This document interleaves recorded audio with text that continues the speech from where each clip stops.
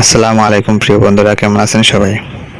এই ভিডিওতে দেখবেন স্মোক কানসা কিভাবে টাইমিং করতে হয় এবং রিটার্নার রোপার কিভাবে টাইমিং করতে হয়, নিডল টাইমিং কিভাবে করতে হয়। Sweep band machine model DFD1404PE। আসলে এই মেশিনটা আমরা সবাই স্মোক কানসা বলে চিনি, কিন্তু এটার মেইন নাম হয়েছে sweet band machine. Sweet band মেশিনে মোটামুটি ক্যাপ সেকশনে চলে। মেশিন খুব হেভি, তবে সম্পূর্ণ অটোমেটিকলি এই মেশিনটি চলে। Sweet band machine model DFD 1404PE। ভিডিওটি শেষ পর্যন্ত দেখবেন, টেনে টেনে দেখবেন না, তাহলে কিছুই বুঝতে পারবেন না। আমরা যেই টাইমিংটা দেখাইছি, এই টাইমিংটা যদি আপনার কাঞ্চা মেশিনে করেন অথবা স্মোক মেশিনে করেন, তাহলে মেজারমেন্ট অনুপাতে যদি কাজ করেন, তাহলে ড্রপ পড়ার সম্ভাবনা খুব কম থাকবে। ইনশাল্লাহ ড্রপ নাও পড়তে পারে। তাই আর দেরি করে লাভ নেই, আমি কাজে যাই। ভিডিওটি শেষ পর্যন্ত দেখবেন, টেনে টেনে দেখবেন না, তাহলে বুঝতে পারবেন না। আমরা প্রেসার পিটটি আগে খুলে ফেললাম। মেশিন ভালোভাবে টাইমিং করতে হলে অবশ্যই প্রেসার পিট খুলতে হবে। প্রেসার পিটের সাথে কাঞ্চা মেশিন টাইমিং করা যায় না, আর যদিও টাইমিং করা হয় তাহলে অত ভালো হয় না। তাই আমরা প্রেসার পিট এবং প্লেট, নিডল প্লেট খুলে ফেললাম। নিডল প্লেট এবং প্রেসার পিট খোলার পরে অবশ্যই প্লেটের নিচে কিছু ময়লা থাকে, তাই আমরা ময়লাটুকু পরিষ্কার করে নিলাম যাতে ক্লিয়ার বাজে দেখা যায়।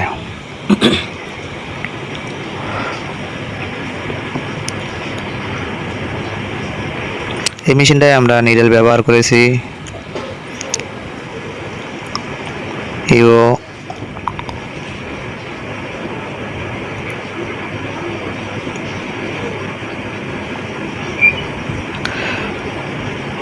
14 হতে 22 নাম্বার নিডল পর্যন্ত ব্যবহার করা যায়, তাই আমরা 14 নাম্বার নিডল দিয়ে টাইমিং করতেছি। কিন্তু অনেক হার্ড কাজ, এই হার্ড কাজের জন্য কি টাইমিং করবেন এটাই দেখানো হয়েছে। আমরা ডায়াগ্রাম সহ দেখানোর চেষ্টা করব আপনাদের বোঝানোর জন্য।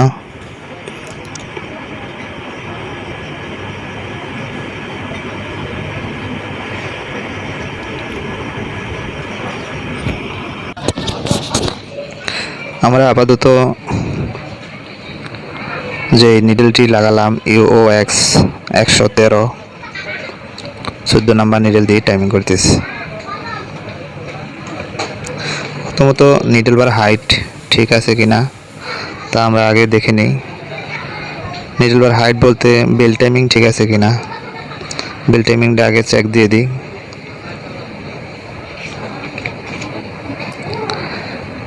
বেল টাইমিং আমাদের 100% পারফেক্ট নাই, তবে যেটা আছে এটা চলার মতো আছে, তাই কোনো নার্সার করলাম না। এই জায়গায় ডরিং দেওয়া আছে নিডল থেকে লোপারের রিটার্নারের দূরত্ব 0.5 মিলি থাকবে।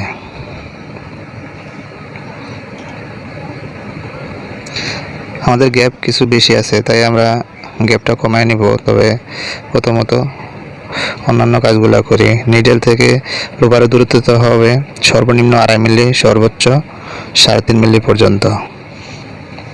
তা আমরা আগে নিডল টাইমিংটি, নিডল এবং লোপার টাইমিং করব।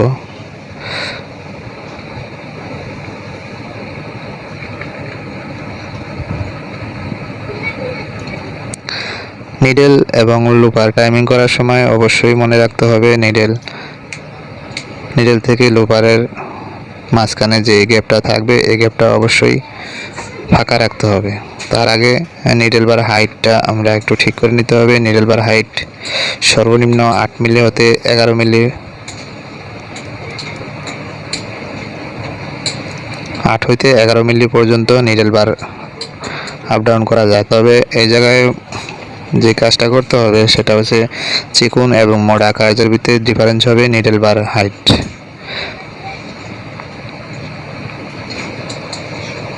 পাতলা কাজে অবশ্যই নিডল বার একটু ডাউন দিতে হবে, মোটা কাজে অবশ্যই নিডল বার হাই দিতে হবে, মানে উপরে তুলে দিতে হবে প্রয়োজন অনুপাতে 11 মিলি।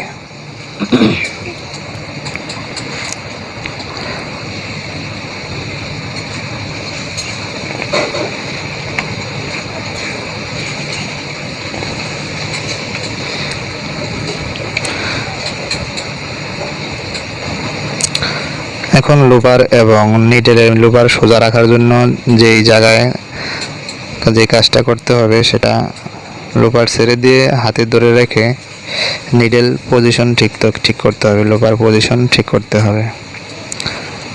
লুবারের ডাইন সাইডে লুবারটা 3টা ভাগ করতে হবে, 3 ভাগের ডাইন সাইডের ভাগে নিয়ে ফালাতে হবে। আমরা নিডল খেলাম একটু সাইডটা আছে, আমরা সাইডটুক ঠিক করে নিলাম।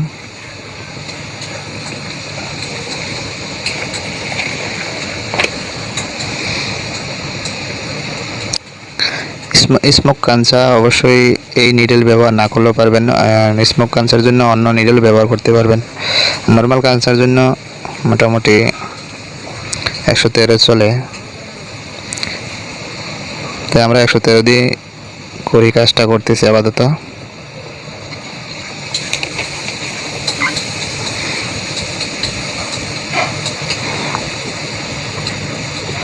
আমার লোভার ফোল্ডার স্ক্রু সাধারণভাবে একটু টাইট দিতে হবে, কারণ বেশি লুজ হয়ে গেলে সমস্যা। লোভার মোটামুটি 2 জায়গায় দেওয়া হয়েছে, লোভার অতিরিক্ত উপরে দেওয়া যাবে না এবং অতিরিক্ত নিচেও রাখা যাবে না।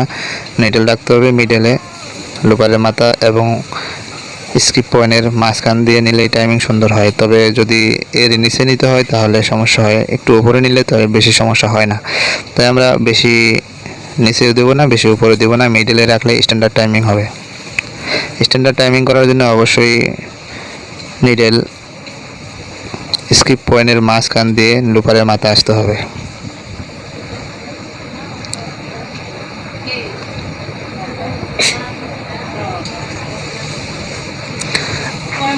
লুপার এবং নিডেলের মাঝখানের গ্যাপ হবে 0.02 মিলি অথবা 1 মিলি, না দিলেও পারেন। আর যদি দিতে হয় তাহলে 0.02 মিলি দিতে হবে।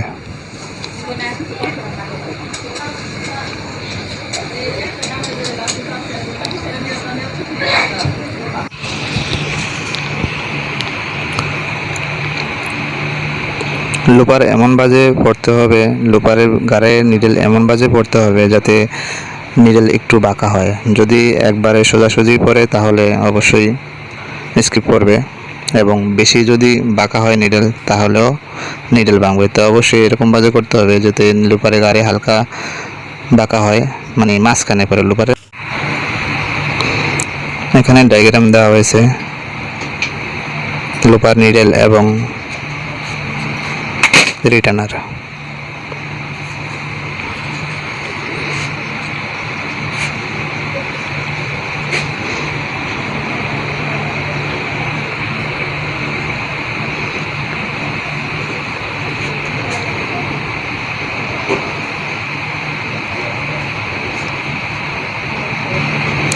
এখন আমরা অ্যাডজাস্ট করব রিটার্নার। রিটার্নার ডায়াগ্রাম দেখা হয়েছে যে মাঝখানে রিটার্নার যেভাবে দেখানো হয়েছে ঠিক এভাবে থাকতে হবে। রিটার্নার লুপার নিডেল থেকে রিটার্নার দূরত্ব হবে 0.5 মিলি।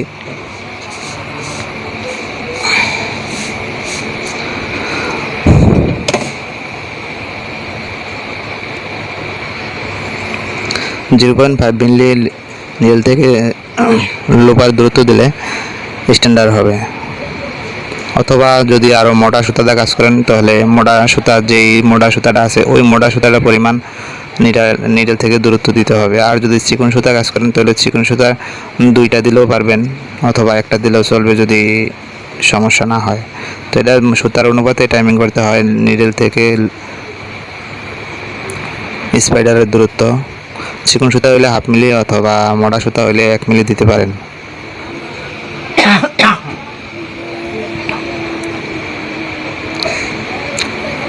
মনে রাখতে হবে রিটার্নার টাইমিংয়ের সময় অবশ্যই রিটার্নার যাতে ডাইনে অথবা বামে কোনো অ্যাঙ্গেল না থাকে।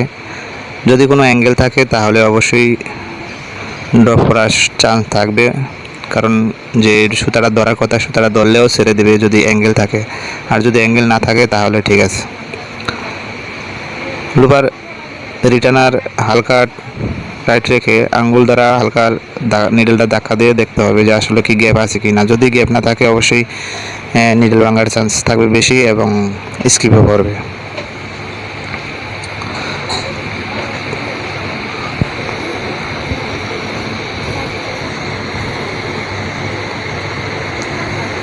আপনাদের দেখানোর সুবিধাতে আমরা কিছু কোনো জায়গায় কিছু ডায়াগ্রাম ব্যবহার করেছি। ডায়াগ্রামটি দেখে ভালোভাবে বুঝতে পারবেন। এখানে দেওয়া আছে রিটার্নার বার ডাইনে বামে কীভাবে নেবেন, তার কোথাতে খুলবেন, দুটো স্ক্রু দেওয়া আছে এই স্ক্রু।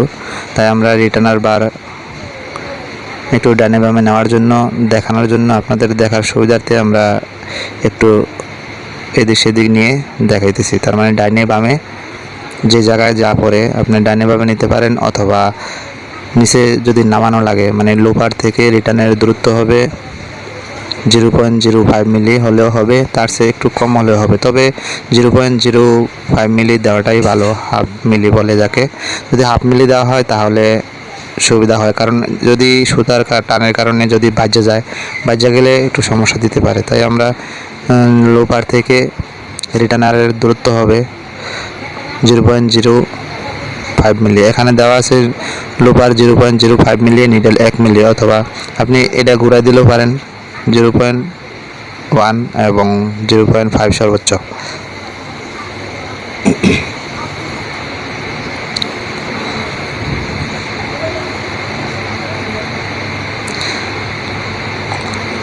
একটি লুপার থেকে আরেকটি লুপার গ্যাপ হয়, কাঞ্চা মেশিনের গ্যাপ হয় 1/8।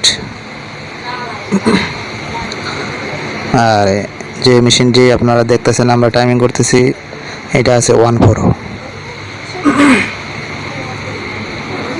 নিডেল 1/4, ক্লামই 1/4, কারণ এটা আসলে কাঞ্চা মেশিন নয়। দেখতে সব কাঞ্চা মেশিনের মতন, আসলে এই মেশিনটা কাঞ্চা মেশিন নয়।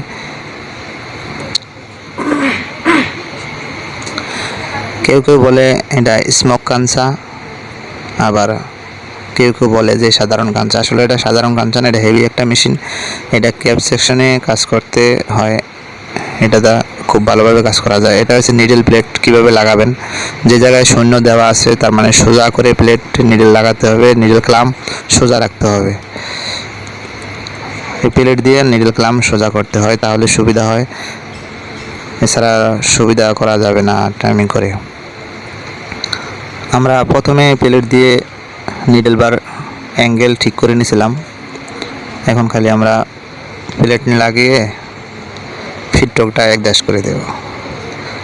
মনে রাখতে হবে ফিডটক একদাশের সময় অবশ্যই পিছনে সামনে এবং ডানে বামে এক সমান রাখতে হবে। যদি কোনো সাইড কম অথবা কোনো সাইড বেশি হয়, উঁচা নেচা হয়, তাহলে অবশ্যই কাপড় এক সাইড টানতে চাইবে। তো অবশ্যই সাইড যেন না টানে, তার জন্য এই ফিডটক সুন্দরভাবে মিলিয়ে নিতে হবে। যেমন ডানে যতটুকু থাকবে অবশ্যই বাম সাইডে ঠিক ওই পরিমাণেই রাখবেন, পিছনে যেই পরিমাণে থাকবো এবং সামনে ঠিক ওই পরিমাণেই রাখবেন, অর্থাৎ প্লেটের সমান সমান ফিডটক রাখতে হবে। ফিডটক টাইমিং মোট কথা নিডেল বারের ভারী কাজের জন্য, আমরা ক্যাপ সেকশন কাজের জন্য নিডেল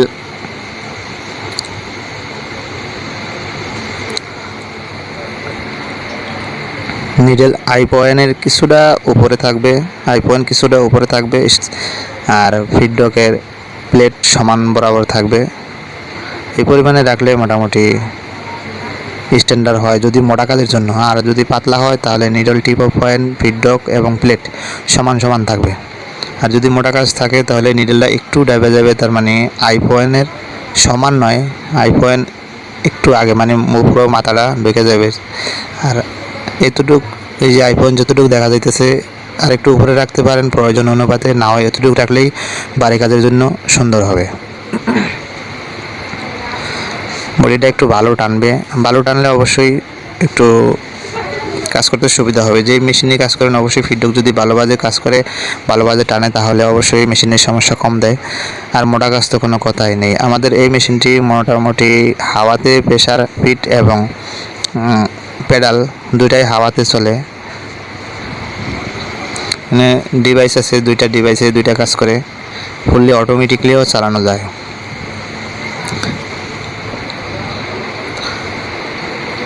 এটা যে সম্পূর্ণ যা দেখতেছেন এটা একটি মেশিনের কাজই করতে হয়। ডিভাইস আছে, ইলেকট্রিক্যাল ডিভাইস, ওই ডিভাইসের মাধ্যমে হাওয়া এবং করে। এই জায়গায় আছে অটো এবং ম্যানুয়াল। হাতের ডান সাইডে এই জায়গা আছে, এই জায়গায় আছে অটো করা আছে। আমরা ডান সাইডের দিকে নিলে অবশ্যই ম্যানুয়াল। আপনি ম্যানুয়ালে কাজ করতে হলে অবশ্যই এই ডান সাইডে নিতে হবে, আর অটোতে কাজ করতে হলে যেভাবে আছে এভাবেই চলবে। তাই আমরা যে জায়গায় প্রয়োজন পড়েও ঠিক ওই জায়গায় দিতে হবে অটো এবং ম্যানুয়াল। এখন ম্যানুয়ালে দেওয়া আছে, আবার চাইলে অটোতে দেওয়া যাবে, কোনো সমস্যা নেই। তাই আমরা অটোতে দিয়ে নিলাম। এখানে ডায়াগ্রাম দেওয়া হয়েছে স্টেজ কাউন্টারের জন্য। আমরা তো স্টেজ কাউন্টার আপাতত কোনো কাজ করছি না, করব না। আমাদের টাইমিং করা শেষ, প্লেট লাগানো শেষ। এখন প্রেসার ফিট, এই দেখছেন একটা হয়েছে পেডালের জন্য আর একটা হয়েছে প্রেসার ফিটের জন্য। আমাদের দুই সিস্টেমে করা আছে। এইগুলা মোটামুটি হাওয়াতে চলে, হালকা টাচ করলেই চলে, অতিরিক্ত জোরে টাচ করা যায় না। যেরকম ম্যানুয়ালে আমরা কাঁচা মেশিন চালাই সেম ওরকম করতে হয় না। নিডেল প্রেসার ফিট এবং প্লেট লাগানোর সময় অবশ্যই দেখতে হবে নিডেল প্রেসার ফিটের ছিদ্রর মাঝখানে আছে কিনা এবং প্লেটের মাঝখানে আছে কিনা। যদি কোনো সাইড থাকে অবশ্যই নিডেল ভাঙার চান্স থাকবে, যদি নিডেল না ভাঙে তাহলে স্কিপ করার চান্স থাকবে। তাই কাজ শেষে ফিডব্যাক প্লেট এবং প্রেসার ফিট লাগানোর সময় অবশ্যই ভালোভাবে দেখে প্রেসার ফিট লাগাতে হবে, যাতে সাইড না থাকে। আমরা তো টাইমিং করলাম, এখন দেখি সেলাই করে। আমরা প্রথমে তো পাইপিং, আমাদের পাইপিং একটু সিস্টেম আলাদা, ফর্ম সিস্টেম। আমাদের পাইপিং লাগানো শেষ, দুটি ফর্ম লাগানো হয়েছে এবং একটি কাপড় লাগানো হয়েছে, একটি ফোল্ডার লাগানো হয়েছে। আমরা মেশিনটি চালিয়ে দেখব, আপনারা দেখুন। যদি ভিডিওটি ভালো লাগে অবশ্যই একটি লাইক দিবেন এবং অন্য বন্ধুদের দেখার জন্য শেয়ার করবেন। দুটি ফর্মের পাইপিং লাগানো হয়েছে এবং একটি কাপড়ের পাইপিং লাগানো হয়েছে। এই জায়গায় যে কাপড়ের পাইপিংটা আবরণ হয়ে আছে, দুটি ফোম আটকানোর জন্য এই কাপড়টি ব্যবহার করা হয়েছে। এই জায়গায় 4টি নিডেল এক্সিএম গ্যাপে করা হয়েছে।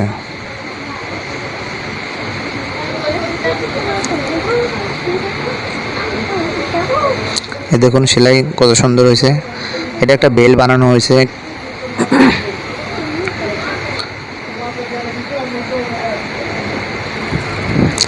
মূলত এই মেশিনটি শুধু এই কাজটা করার জন্যই এই মেশিনটা ব্যবহার করা হয়েছে।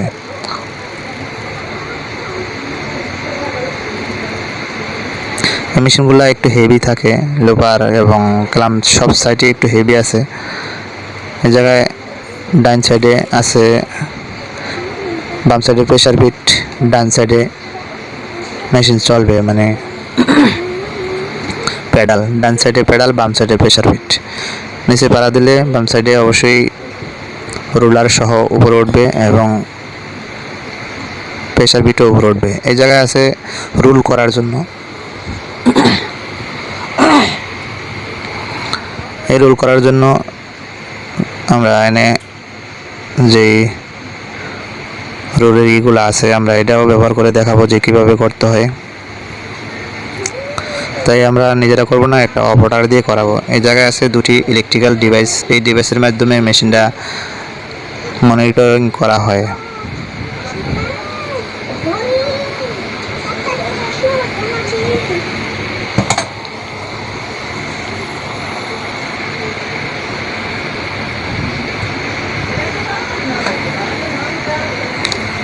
প্রথমে পাইপিংটি একটু বটে, এরপরে রোলার পেঁচানোর জন্য দুই ধারে কভার, দুই সাইডে প্লেটটা আটকায় দিলাম। এখন মেশিনের সুইচ অন করে দেওয়ার পর আস্তে আস্তে রোল হয়ে যাবে। এই রোল আবার যখনই কাজ করা হবে একটু বড় রোল হলে সমস্যা হবে না, যেহেতু আমরা নগদ একবারে কাজ করা হয়। ভিডিওটি শেষ পর্যন্ত দেখার জন্য ধন্যবাদ। এরকম নতুন নতুন ভিডিও পেতে অবশ্যই চ্যানেলটি সাবস্ক্রাইব করুন এবং পাশের বেল আইকনটি বাজিয়ে দিন। অন্য বন্ধুদের দেখার জন্য অবশ্যই শেয়ার করবেন।